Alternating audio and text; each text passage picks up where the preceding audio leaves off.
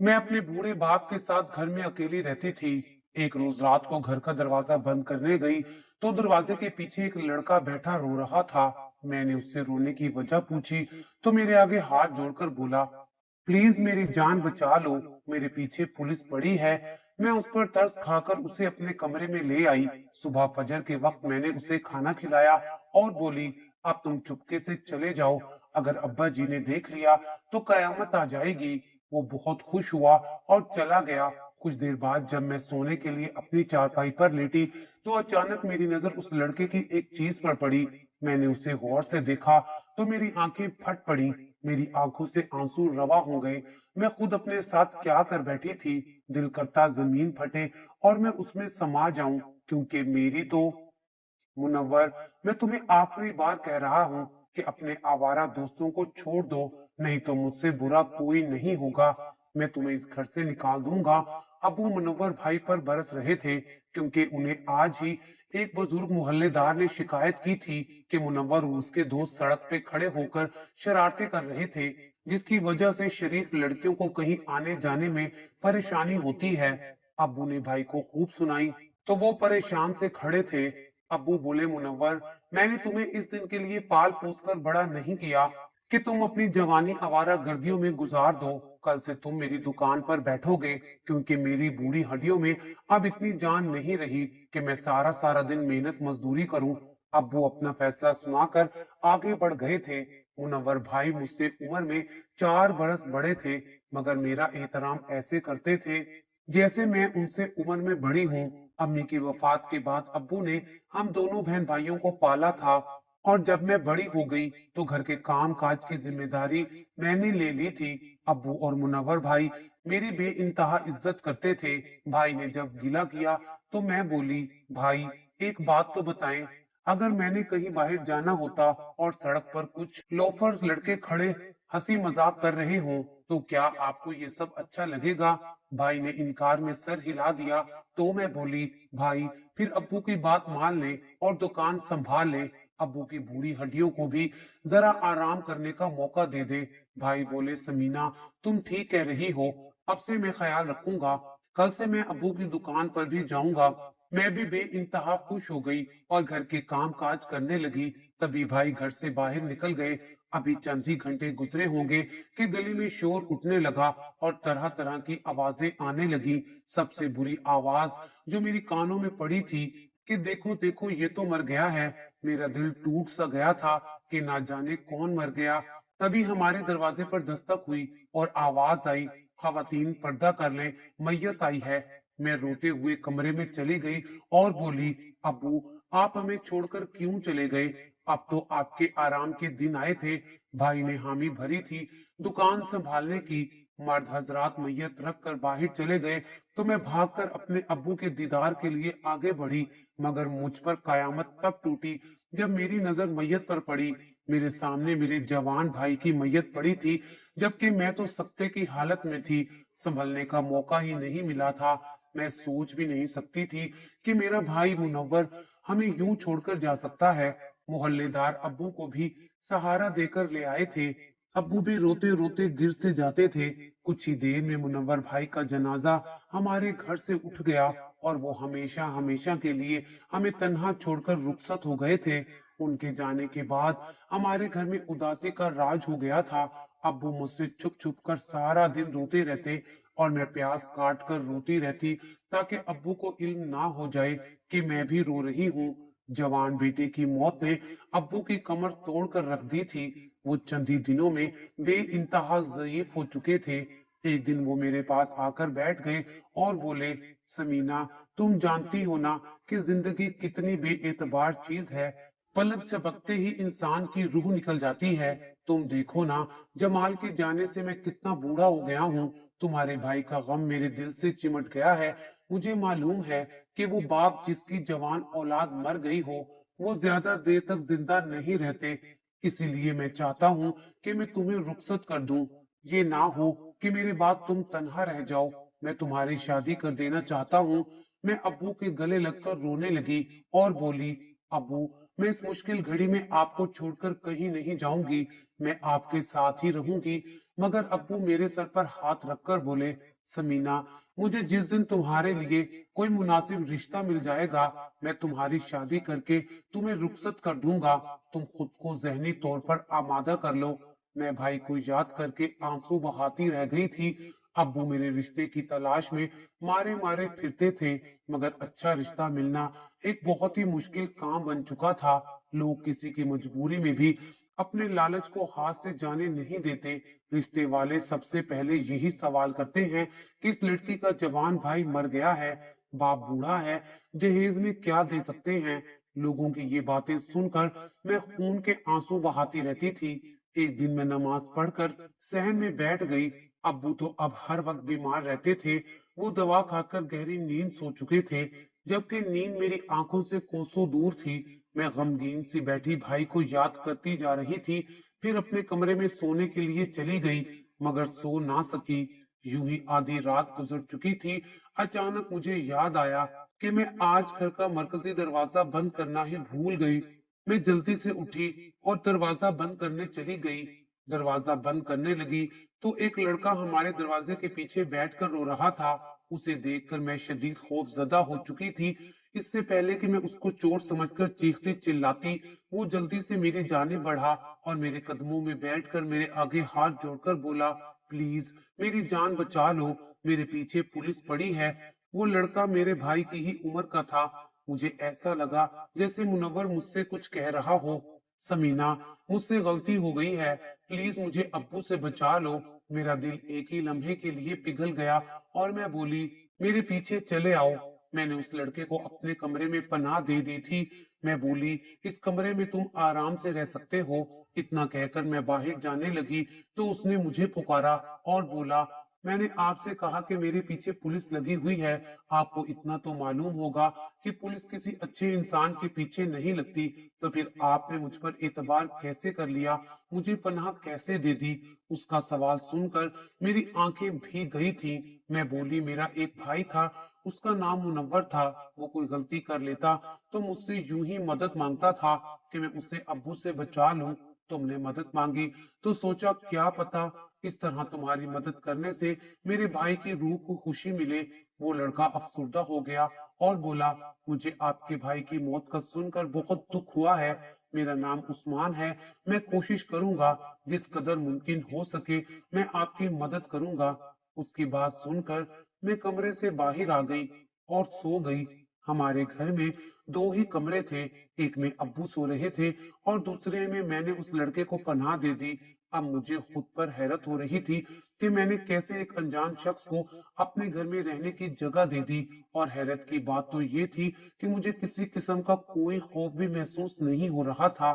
खैर, मैं सारी रात इबादत और अज़कार में मसरूफ रही थी। सुबह फजर के वक्त मैंने जल्दी से नाश्ता बनाया और उस्मान के पास ले गई।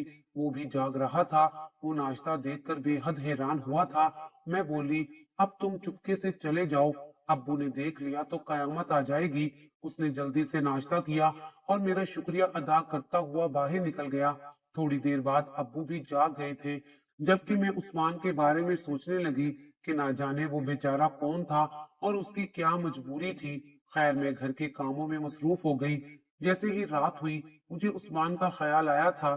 थोड़ी देर बाद मुझे किसी के दीवार से कूदने की आवाज सुनाई दी थी। मैं जल्दी से बाहर निकली तो सामने उस्मान खड़ा था। उसने मेरे सामने फिर से हाथ जोड़ दिए और बोला, आज की रात भी मुझे पनाह दे दो। मैंने आज की रात भी उसे अपने कमरे में पनाह दे दी। जब मैं जाने लगी तो वो बोला, आपको अपने भाई की याद आती है? मेरी आंखों से आंसू निकलने लगे थे। मैं बोली कि भाई के बाद सब कुछ उजड़ गया है। बाप बिस्तर से लग गया है, दुकान बंद हो गई है, घर में खाने के लाले पड़ गए हैं।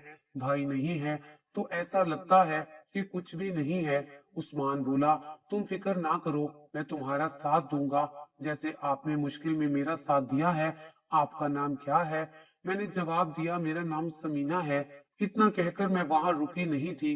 भाई की मौत के बाद मैं हर वक्त खौफजदा रहा करती थी, मगर अब 2 रातों से मुझे कोई डर नहीं लग रहा था। ऐसा लगता था जैसे मेरे तहफ्फुज के लिए भाई ने किसी को भेज दिया हो।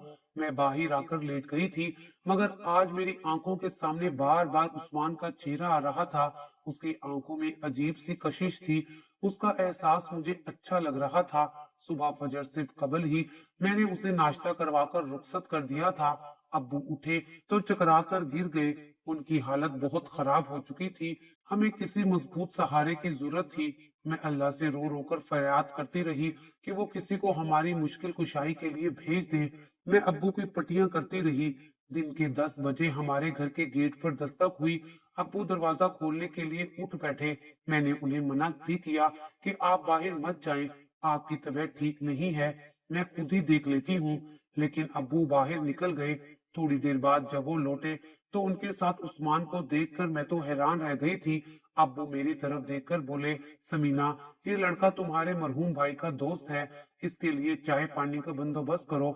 मैं जल्दी से चाय बनाने के लिए बाहर निकल गई। जब मैं लौट कर वापस आई तो अब्बू उस्मान से सवालात पर सवालात पूछ रहे थे। अब्बू बोले, मैंने तो कभी अपने बेटे के मुंह से तुम्हारा जिक्र नहीं सुना। उस्मान मुस्कुराकर बोला, आप बिल्कुल ठीक कह रहे हैं, क्योंकि मैं और मुनव्वर बहुत गहरे दोस्त नहीं थे। एक माह कबल ही हमारी दोस्ती हुई थी। मुनव्वर बहुत अच्छा था। हम मिलकर कोई काम करने का सोच रहे थे, फिर अचानक उसकी मौत हो गई। अब्बू की आंखों में आंसू आ गए थे। उस्मान बोला, अंकल, मैं बेसहारा हूँ, आप सर पर हाथ रख देंगे तो लगेगा कि मेरा बाप मुझे मिल गया है। अब्बू ने उस्मान के सर पर हाथ रख दिया था और फिर वो जबरदस्ती उन्हें अपने साथ अस्पताल ले गया। अस्पताल से जब लौटे तो अब्बू की हालत कदरे बेहतर हो चुकी थी। उस्मान ने इतने से वक्त में अब्बू पर पता नहीं क्या जादू किया था कि अब्बू ने उस्मान को अपनी दुकान की चाबियां दे दी थी। शाम 7 बजे वापस आकर उस्मान अब्बू को चाबियां और हिसाब किताब देकर चला गया था। और उसके जाने के बाद मेरा दिल भी बुझ गया था, क्योंकि मुझे मालूम था कि आज रात वो नहीं आएगा। मगर वो रात के उसी वक्त पर आ गया था। मैं उसे देखकर बेइंतहा खुश हुई थी। मैं जल्दी से बोली, उस्मान, आप मेरे भाई के दोस्त थे, मगर आपने कभी तज़किरा नहीं किया। उस्मान चंद लम्हों के लिए चुप कर गया था, फिर बोला, नहीं समीना, मैं मुनव्वर का दोस्त नहीं था, मैंने तो उसका जिक्र ही तुम्हारे मुंह से सुना था। दरअसल बात यह है कि मैंने तुमसे वादा किया था कि मैं तुम्हारा साथ दूंगा, तभी तुम्हारे अब्बू के पास आकर झूठ बोल दिया। उस्मान मुझे आज आपकी बजाय तुम कह रहा था और मुझे उसका इस तरह से मुखातिब करना बहुत अच्छा लग रहा था। मैं उस्मान से थोड़ी देर गुफ्तगू करने के बाद सोने चली गई। अगले दिन जब उस्मान फिर से अब्बू के पास आकर बैठ गया और उनकी तीमारदारी करने लगा, सारा दिन वो दुकान पर बैठा रहा। शाम में जब चाबी देने आया तो अब्बू ने उसे खाने पर रोक लिया और हिसाब किताब में से चंद पैसे निकाल कर उसकी हथेली पर रख दिए थे। अब्बू बोले, बेटा, ये पैसे तुम रख लो, मैं नहीं जानता कि तुम कहाँ से आते हो। तुम्हारी फर्माबरदारी देखकर जी चाहता है कि तुम्हें अपने घर में रख लूं, मगर जवान बेटी है, लोग तरह तरह की बातें बनाएंगे। तब उस्मान ने अब्बू से एक ऐसी बात कही कि मैं तो चकरा कर ही रह गई थी। वो बोला, अंकल, मैं जानता हूँ कि आप समीना की शादी के लिए फिक्रमंद हैं। अगर मैं कहूँ कि मैं समीना से शादी करना चाहता हूँ तो आपका क्या जवाब होगा? अब्बू की आंखों में आंसू आ गए थे। वो बोले, इससे ज्यादा अच्छी बात और क्या हो सकती है? अब्बू की रजामंदी सुनते ही मैं भागकर अपने कमरे में चली गई थी। अगले ही दिन उस्मान दोपहर में गवाह और मौलवी को ले आया था। बहुत ही सादगी से हमारा निकाह हुआ था, मगर मैं इस शादी की वजह से बेइंतहा खुश थी। इतनी खुशी कि मेरे पैर जमीन पर ही नहीं लगते थे। मैंने अपने हाथों से अपना कमरा सजाया था जहां हमने अपनी शादीशुदा जिंदगी का आगाज किया था। उस्मान ना सिर्फ बेहतरीन शोहर साबित हुआ था, वो बहुत अच्छा दामाद भी था। अब्बू का भी बहुत ख्याल रखा। मुझे तो उसने सर आंखों पर बिठाकर रखा था। मेरे साथ ऐसे बर्ताव करता जैसे मैं उसकी महबूबा हूँ।